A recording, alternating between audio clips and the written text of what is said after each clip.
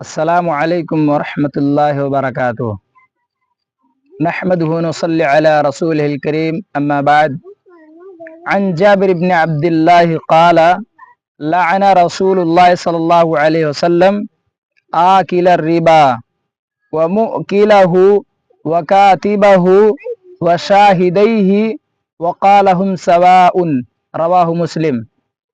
حضرت جابر بن عبداللہ رضی اللہ تعالیٰ عنہ سے روایت ہے کہ اللہ کے رسول صلی اللہ علیہ وسلم نے لعنت فرمایا ہے سود کھانے والے پر اور اس کے کھلانے والے پر اور اس کے لکھنے والے پر اور اس کے گواہی دینے والے پر، اور یہ سب کے سب گناہ کے اعتبار سے برابر ہیں۔